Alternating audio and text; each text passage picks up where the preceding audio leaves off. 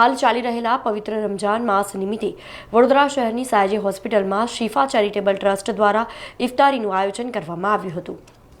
વડોદરા શહેરના Shifa charitable trust દ્વારા અનેક સેવાકીય પ્રવૃત્તિઓ કરવામાં આવે છે, જેમાં દર સોમવારે અને શુક્રવારે જરૂરિયાતમંદો તથા ગરીબોને ભોજન તથા નાસ્તો પણ પૂરો પાડવામાં આવે છે। ત્યારે હાલ ચાલી રહેલા પવિત્ર રમજાન માસ નિમિત્તે વડોદરા શહેરમાં આવેલી મધ્ય ગુજરાતની સૌથી મોટી સાયાજી હોસ્પિટલમાં શિફા ચેરિટેબલ ટ્રસ્ટ દ્વારા ઇફતારીનું આયોજન કરવામાં આવ્યું હતું, જેમાં નાત જાત કે ધર્મના ભેદભાવ વગર લોકોને ભોજન પૂરું પાડવામાં આવ્યું હતું। જ્યાં શિફા ચેરિટેબલ ટ્રસ્ટના પ્રમુખ શેખ મોહમ્મદ હુસૈન, ઇકબાલ સૈયદ, અબ્દુલ રહેમાન શેખ સાહેબ તથા તેમના અન્ય સાથીઓ જોડાયા હતા। આજરોજ વડોદરાના એસએસજી હોસ્પિટલ ખાતે શિફા ચેરિટેબલ ટ્રસ્ટ દ્વારા ઇફતારીનું આયોજન કરવામાં આવ્યું છે, જેમાં અલ્હમ્દુલિલ્લાહ 400થી વધારે લોકો આના અંદર ભાગ લેશે।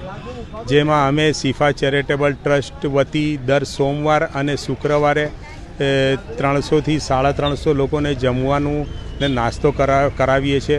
પણ આજે હમણાંના દિવસોમાં રમજાન માસ ચાલુ હોવાથી રમજાન માસના લીધે આજે સોમવાર છે, જેમાં અમે ઇફતારીનું આયોજન કરેલું છે, જેમાં અલ્હમ્દુલિલ્લાહ નાત જાત કે ધર્મના ભેદભાવ વગર દરેક કાર્ય કરીએ છીએ।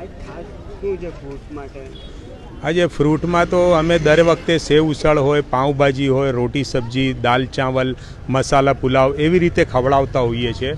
પણ આજે રમજાન માસ છે, ઇફતારીનો ટાઈમ છે એટલે સ્પેશિયલ છે।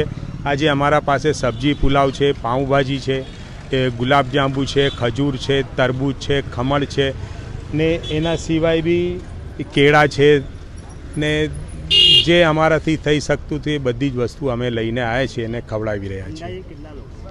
અંદાજે હમણાં આજે બેસ્યા છે એ 300થી વધારે લોકો છે, પણ ટોટલ અમે 400 લોકોનું માટેનું જમવાનું વ્યવસ્થા કરીને આવ્યા છીએ।